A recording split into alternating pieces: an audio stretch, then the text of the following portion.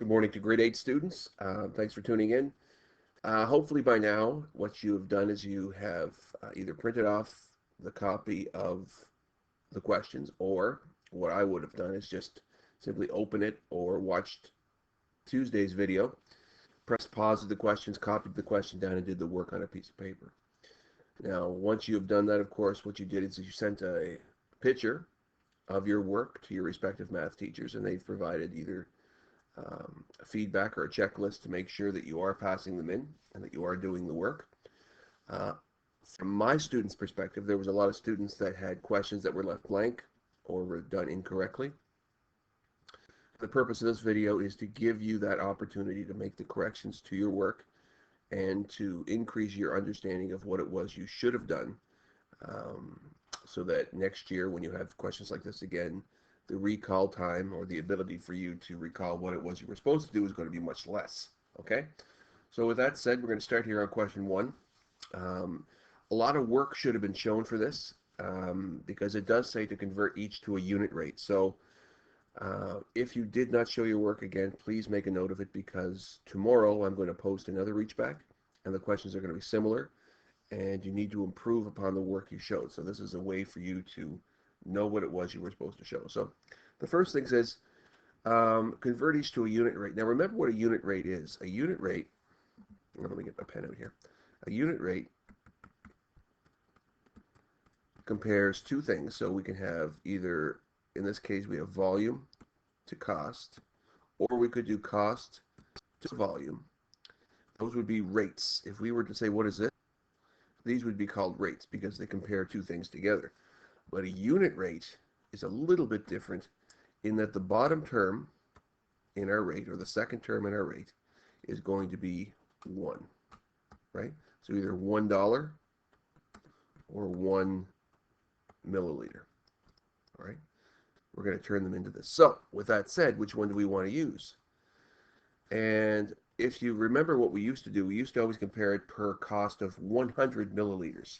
And Mr. Coyle's students and Ms. Jarrett's students maybe did a little bit different, but what we're going to do here is I'm going to set it up into this unit, or this rate, dollars to volume.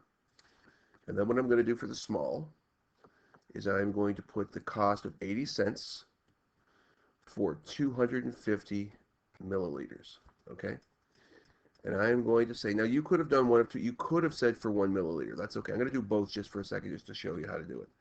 So if I was to convert this to a unit rate, I would divide both by the number 250. Just like you would have done if you were reducing a fraction to lowest terms, you would divide by a number, both first and second term. When I divide 250 milliliters by 250, I get 1 milliliter. And then if I take my calculator here, let's see if I can grab my calculator. There it is there. And take 80 cents and divide it by 250. I end up with, oh, I did it by the wrong number. So let's do that again. 80 cents divided by 250. I end up with less than a penny per milliliter. It's actually $0.0032 per 100 milliliters, or per 1 milliliter. And that's okay. But the only problem is you probably wouldn't show it like that if you were shopping at Bulk Barn for milk or whatever. So what we said would be a better way to do it is to take your 80 cents and convert it into a unit rate of 100 milliliters. Because 100 milliliters is equal to 1 deciliter, okay? So even though we're not going to write a deciliter, that's in the metric system, there's milli, centa, deci, then your unit, then deca, heca, and kilo. We're not going to use 1 deciliter. We're just going to call it 100 milliliters, but we know that that is indeed a unit rate. So how do I go from 250 down to 100? What do I multiply or divide 250 by? Well, the answer is 2.5. So if you divide 250 by 2.5, you get 100. And if you divide this by 2.5, you're going to maintain proportionality of the ratios, or the rates. So if I take my calculator again and go 80 cents divided by 2.5, instead of being less than a penny, we're going to get 32 cents per 100 milliliters. Okay. Now, the reason why I left both of them on there is that you could have done it this way. You could have taken your original small size of 250 milliliters for 80 cents and divided both by 2.5 to get the unit rate of 32 cents per 100 mils. Or what you could have done is you could have gone to here and then, of course, get to your 100 mils quite easily by multiplying by 100, and you end up with 32 cents per 100 milliliters. Either way, you got the right pathway. You could have done it this way here, or you could have done it the one under it. But either way you did it, you ended up saying that small is roughly 32, I gotta get my pen here, 32 cents per 100 mils. Okay, and that's the unit rate for small. If we take our next one, which is our medium, and we do the same way, we can say, okay, we're going to do cost to volume. It's $1.50 for 475 mils. How much is it for, we'll do it both ways. We'll do it for 1 mil or for 100 mils. We're going to first break it down this way. So we're going to divide both terms by, that's right, I can hear you, 475. We're going to figure out how much it is for 1 mil. So $1.50 divided by the 475 mils means that each milliliter in that costs less than a cent. Now look how many decimal points there are. Now because we have that many decimal places, what we encourage you to do probably was keep 5 of them. So let's keep 5. So 0.00315. And then that's for 1 milliliter, less than a penny. If we multiply it by 100, we end up with this much money per 100 milliliters, okay? Or if we wanted to convert that to, it's roughly, if I round it to the nearest cent, roughly 32 cents per 100 milliliters. But the only problem is that's the same price, isn't it? Right? It's approximately the same price if we round up. But we know it's actually 31.5 cents, right, per 100 milliliters. So it's a little bit less. And we're going to put less than, a little bit less. Now, if I wanted to take it just from 150 to 475 all the way to 100, I could divide it by 4.75, and I could divide it by 4.75. And when I do so,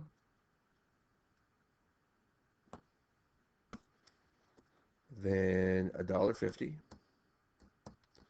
divided by 4.75 will be the same answer, roughly 31.5 or 31.6 cents.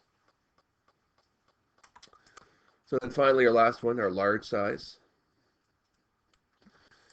We're going to do dollars to volume again, and we're going to start off with $2 for 600 mils, that's a 0, is equal to how much for, well, this one, I'm not going to go to 1 mil, am I?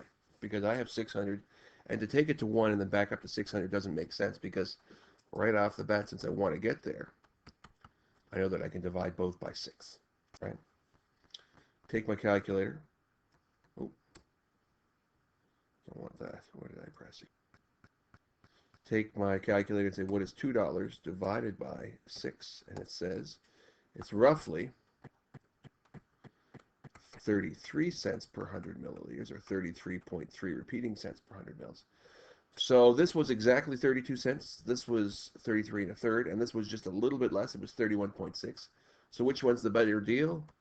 Medium is very, very, very, very slightly the better deal. Now, if you said that small and medium were tied, that's fine as well.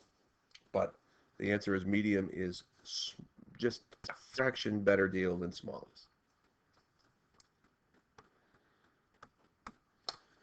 Your next question from Chapter 3 says, determine the approximate square root without using a calculator and place your estimation between it. So the square root of 60 is not a perfect square. And if we think about what are our first 10 perfect squares, we know that 1, 4, 9, 16, that these are our first 10 perfect squares. And a perfect square, remember, is created because you can create it by multiplying a number by itself to create the perfect square, right? Etc. So because those are our first perfect squares, what we needed to do when we estimated non-perfect squares like 60 is, because there is no number that multiplies by itself to get you 60, we had to ask ourselves, which two perfect squares is 60 between? And the answer is the square root of 60 would fall between the square root of 49, which is 7, and the square root of 64, which is 8. So what we're going to do is we're going to say that the square root of 49 goes here, and the square root of 64 goes here. And the square root of 60 is between there. Now remember, the square root of 49 is 7, the square root of 64 is 8.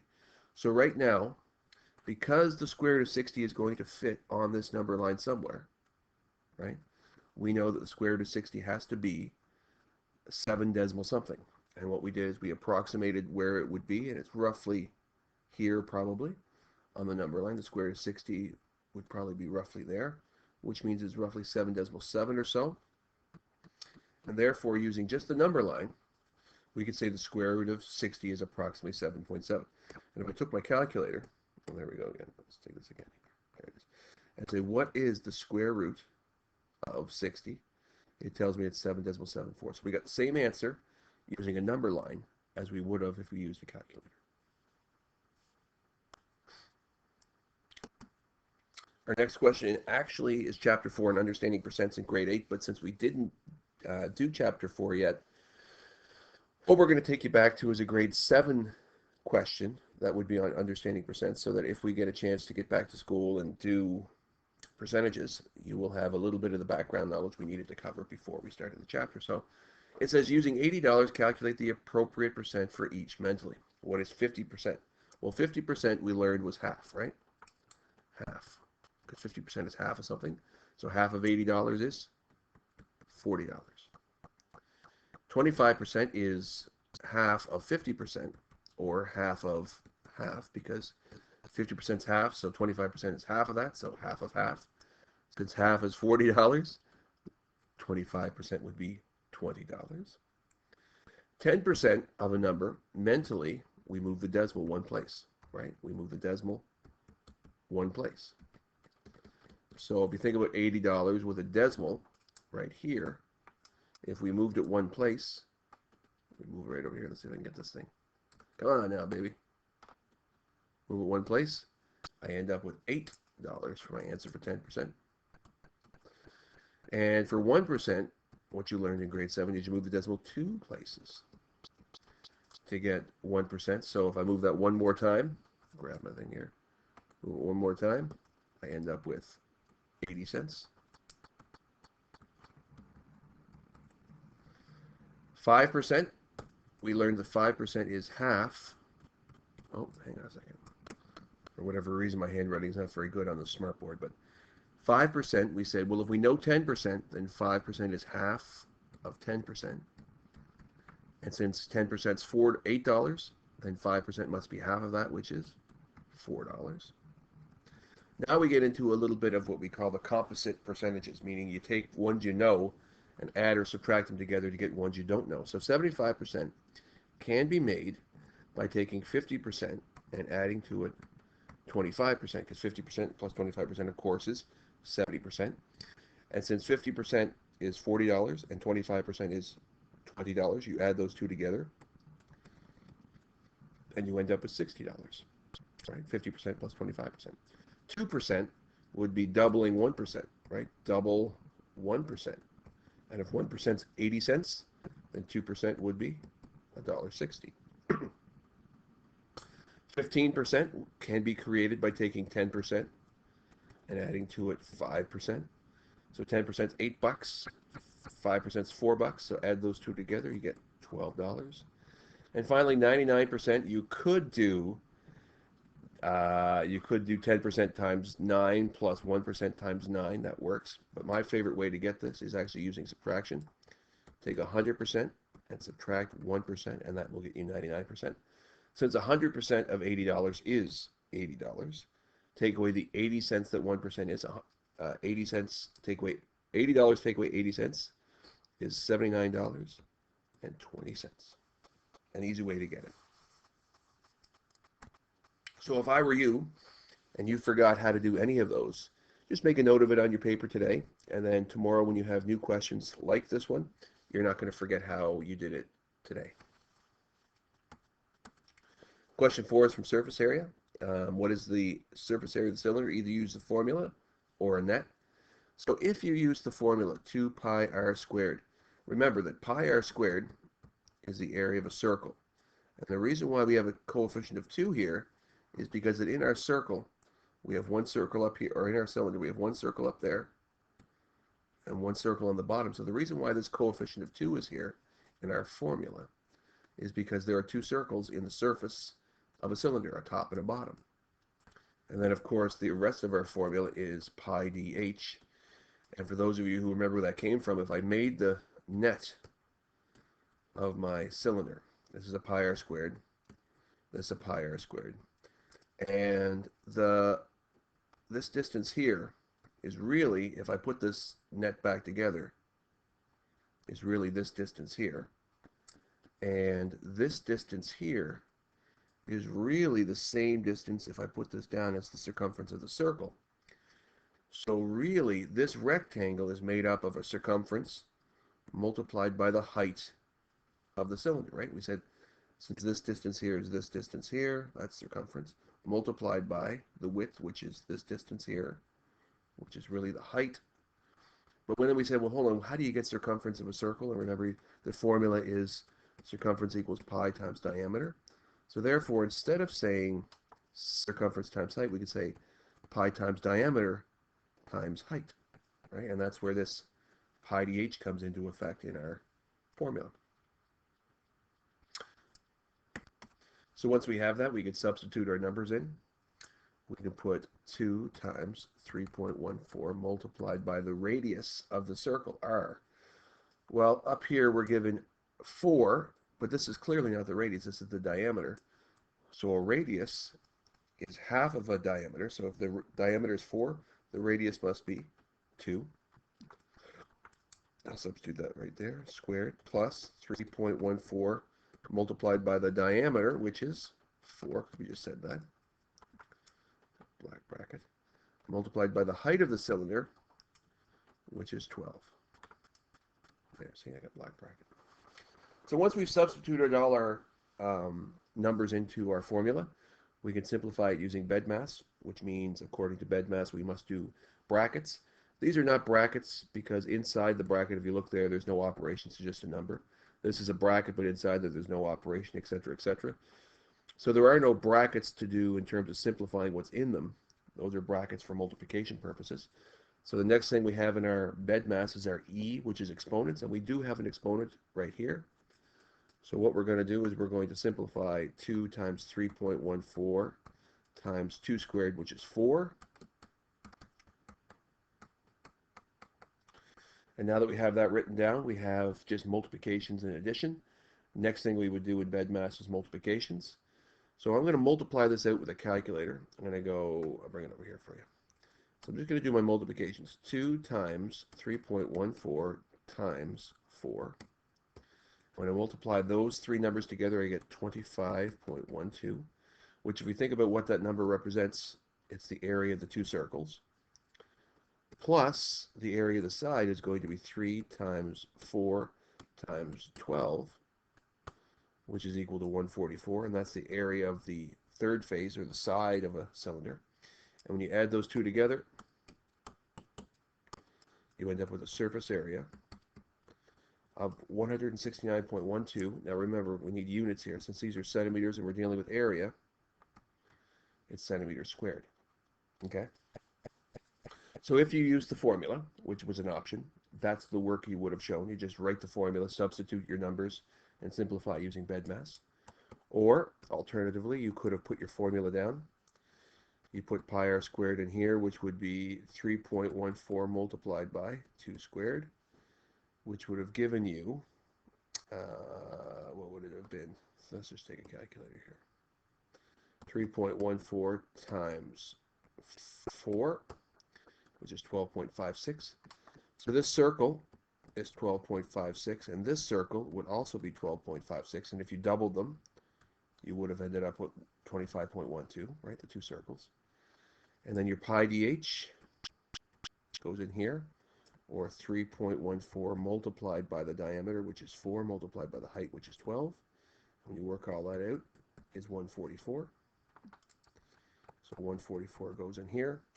And if you add all three of those numbers, the top circle, the bottom circle, and this together, you still end up with 169.12. So you could have used your formula, or you could have used your net.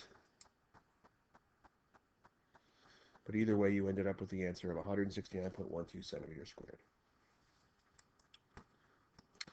Our next one comes from chapter 6 on fraction operations. It says solve and show all work. Of course, this is a little bit more complex than a normal operation question because we have two operations. We have addition and subtract, or multiplication. And we know we have to use order of operations, which means our multiplication has to be done first. So the first thing I'm going to do is I'm just going to drop my 2/5 plus down here. And what I'm really going to do is I'm going to work on solving the product of these two fractions. Okay. Now, here's the tricky part. How do you multiply two mixed fractions together? Well, the easiest way is to change 1.5 into an improper fraction of 3/2, right? So instead of doing 1/2 times 1/2, you can do 3/2 times 3/2, right? And once you rewrite it like that, it's real simple because the process to get the answer is just multiply your numerators and multiply your denominators, which means that 1/2 times 1/2 is 9/4. Okay. So the next thing you should have shown in your work is 2/5 plus 9/4. Now some people put this 9/4 first, and that's a mistake I see a lot. But remember, 9/4 stays as your second term in your expression. So it's still 2/5 plus the product of 1/2 and 1.5, which is 9/4. Now you find your common denominator. And for those people who forget how to find 20, remember it's your first common multiple that you would see. It's 5, 10, 15, 20. It's 4, 8, 12, 16, 20. The first one they share is 20, which means it can be used as a common denominator. And then you take your fractions and you make equivalent fractions with that common denominator. So 2/5 is equal to how many 20ths? The answer is 8 20ths. So I'm going to put an 8 here. And 9/4 is equal to how many 20ths as an equivalent fraction? The answer is 45 20ths. So 2/5 plus 9/4 is the same thing because they're equivalent fractions as 8 20ths plus 45 20ths. Add your numerators, you get 53. Keep your denominator, and your final answer is 53 20ths. Okay, that's an improper fraction. If you changed it back to mixed, say how many 20s in 53? There's 2. That's 40 plus 13 left over. Your final answer is 2 and 13 20ths. Now, if that was too fast, just press pause right now and copy it down if you missed anything. Question 6, on my students' sheets, I saw a lot of blanks here, so pay attention to how you would do it.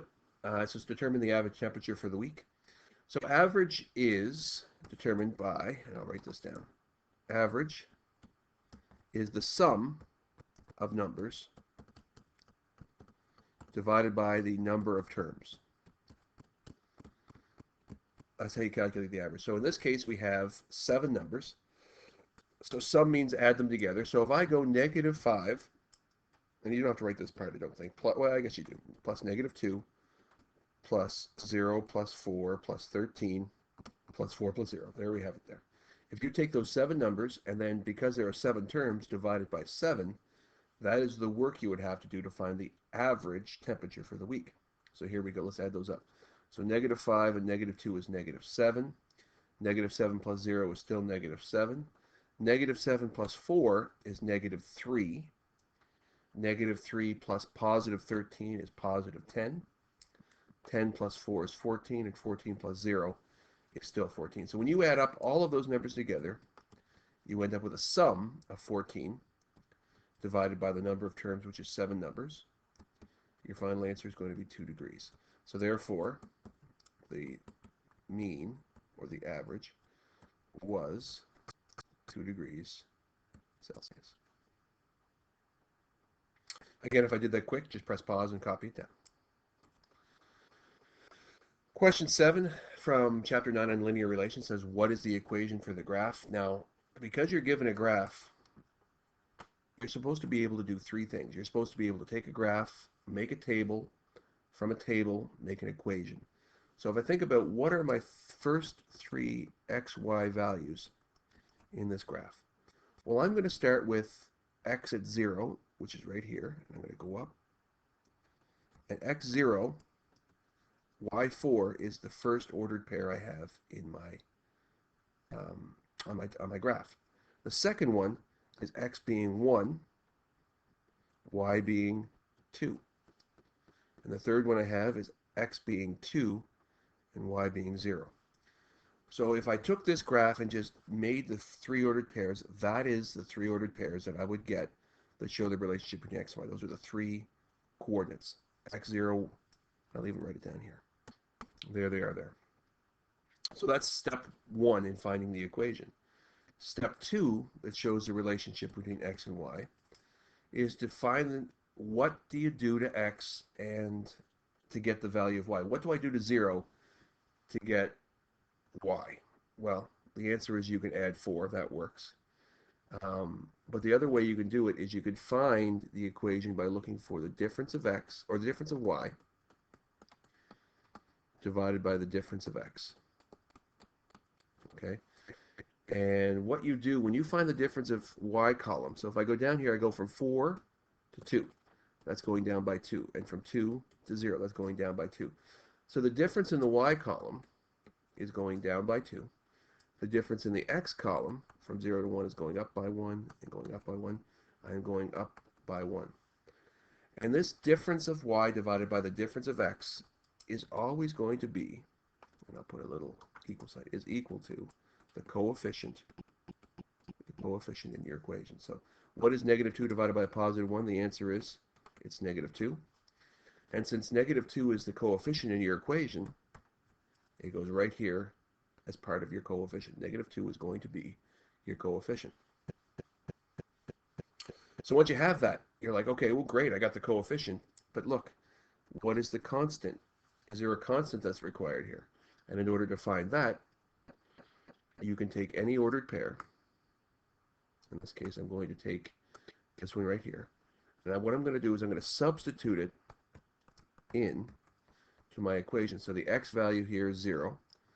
The y value is 4. And if I substitute 0 and 4 into my equation, and I simplify, negative 2 times 0 is still 0, and 4 is still 4. Is 0 equal to 4? The answer is no. But because I'm using an equal sign, they have to be equal. So how do I get 0 to be equal to 4? I have to add 4 to it, okay? Which means the constant in your equation is going to be a positive 4, all right? So we have negative 2x plus 4 is equal to y as my equation. Now, you might say, well, that seemed really easy. Well, let's just take another one. Let's just substitute 1 and 2 in. So if I take my equation, negative 2 multiplied by the x value, plus 4 equals y, and I substitute 1, right, 1 for the x, and 2 for the y, are these sides equal? Well, negative 2 times 1 is negative 2, and negative 2 plus 4 is 2. So yeah, it does. It's equal. So 2 does equal 2. And you will find that no matter which coordinate you use, either 2, 0, or even more if we were to put more, it would allow the x and the y value to be equal using this equation. So the answer is, what is the linear equation for this? The answer is, negative 2x plus 4 equals y is your equation. Okay. Now you could have done that by trial and error as well, but it's much easier to use this for your coefficient and then substitute an ordered pair in to find your constant.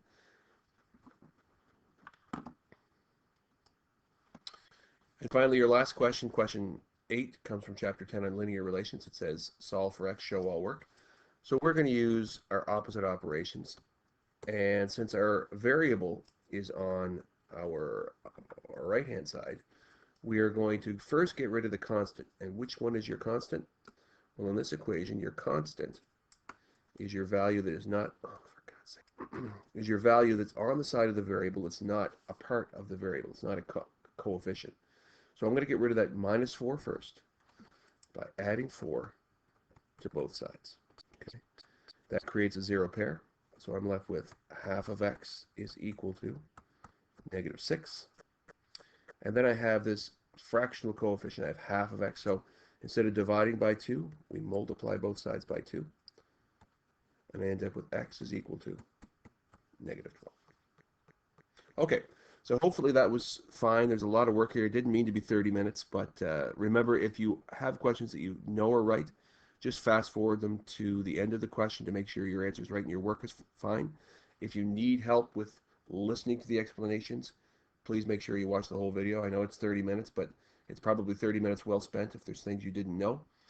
Now, for the linear relations chapter, this one back here, if Mr. Coyle or Ms. Gerard didn't do the difference of y divided by the difference of x, we'll have that conversation. We might not have these linear relation questions in our reachbacks anymore, but we'll talk about it. Hopefully that made sense to you, and stay safe and wash